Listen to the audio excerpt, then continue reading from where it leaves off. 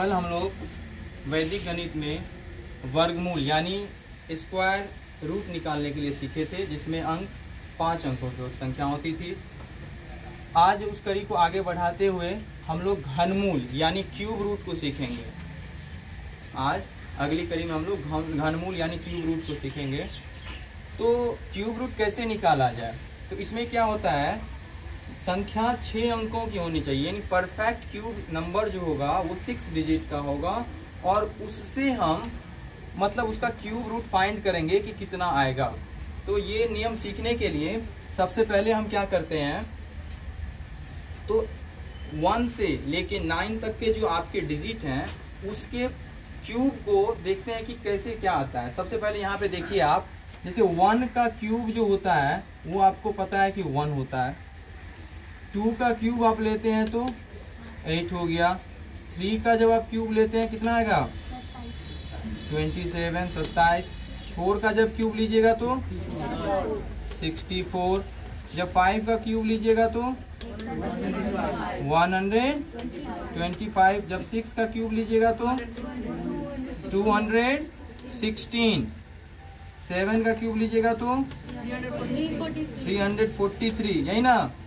8 का क्यूब लीजिएगा तो 512। 9 का क्यूब लीजिएगा तो 729। और जब आप 10 का क्यूब लीजिएगा तो 1000। फिर से यहाँ एक बार देख लीजिए, 1 का क्यूब लिए तो 1 आया, 2 का क्यूब 8। ये परफेक्ट क्यूब नंबर, ये सारे जो है परफेक्ट क्यूब नंबर हैं। इसके क्यूब रूट्स ये 5 आ जाएंगे, 125 के, 64 के 4 हो जाएंगे। अब इसमें क्या लॉजिक है, आखिर कैसे, मतलब 6 अंकों की जो परफेक्ट क्यूब नंबर होंगे उसका क्यूब रूट हम 10 सेकेंड में कैसे निकालें। मात्र 10 सेकेंड, 10 सेकेंड में आप फाइंड कर सकते हैं। तो ये कैसे होगा, तो सबसे पहले आप एक चीज़ यहाँ पे कीजिएगा, तो ये जो एग्जाम्पल होते हैं इसमें टोटल 6 डिजिट है, और ये सभी नंबर जो हैं आपके वो परफेक्ट क्यूब नंबर हैं। तो बनाने के तरीके में क्या करना है, सबसे पहले तो क्यूब है इसीलिए 3 डिजिट का ग्रुप बना देना है। 3 डिजिट का मैंने यहाँ पे ग्रुप बना दिया है। अब यहाँ पे देखिए लास्ट में 7 आ रहा है, वंस के प्लेस पे यहाँ पे 7 आ रहा है, तो 7 किसके वंस के प्लेस पे आता है। तो जब आप इसका स्टडी करते हैं तो आप देखते हैं कि 3 का जब क्यूब लेते हैं तो वंस के प्लेस पे 7 आता है। इसका मतलब ये कंफर्म हो गया कि फर्स्ट यानी वंस प्लेस डिजिट जो है वो आपका होगा 3। वंस प्लेस डिजिट आपका क्या हो जाएगा, 3, क्योंकि यहाँ पे देख रहे हैं हम कि 3 का क्यूब 27 था, 7 वंस प्लेस पे था। अब जो यहाँ पे सेकेंड पार्ट है वो है 250। ये जो सेकेंड पार्ट 250 है, तो इसको कैसे करते हैं, देखिए इसके लिए क्या डिजिट आएगा। तो सबसे पहले आप देखिए 8 है मैक्सिमम, यानी 8 से पीछे 1 से लेके 7 तक के जो टर्म होंगे उसका सेकेंड पार्ट के लिए 1 आएगा।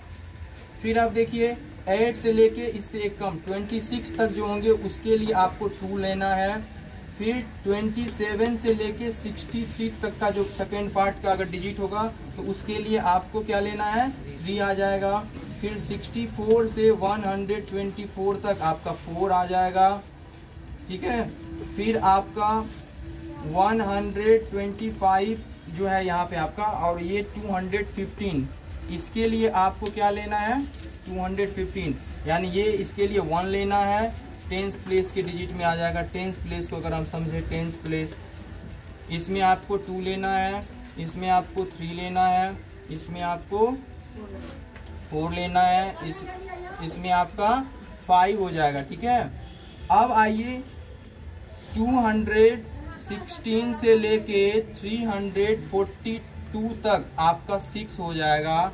फिर यहाँ आइए 343 से लेके 511 तक आपका 7 हो जाएगा, और फिर 512 से आपका 728 तक 8 हो जाएगा, और 729 से लेके 999 तक आपका ये 9 के टर्म को रिप्रेजेंट करता है। और ये तो 10 तो आगे हो गया, आपका सेकेंड डिजिट में चला गया। तो इस पैटर्न को पहले आप समझ लीजिए यहाँ पे क्या हो रहा है। अगर आपको इसमें समझना हो तो आप इसका स्क्रीनशॉट ले सकते हैं, वहाँ आप इसको देख सकते हैं जूम करके कि कौन से डिजिट के लिए कौन सा कॉलम है, तो आप इसको आइडेंटिफाई कर सकते हैं। तो जैसे अब यहाँ पे आते हैं, हम 250 है, तो इस लिस्ट में हम 250 को ढूंढते हैं, तो 250 मेरा यहाँ पे आता है इस कॉलम में, जिसके लिए 6 डिजिट को रिप्रेजेंट कर रहा है जो। तो इसका मतलब ये जो नंबर है 250047, इसका क्यूब रूट 63 होगा। आइए अब दूसरे एग्जाम्पल को समझते हैं। देख रहे हैं आपका एग्जाम्पल है 884736।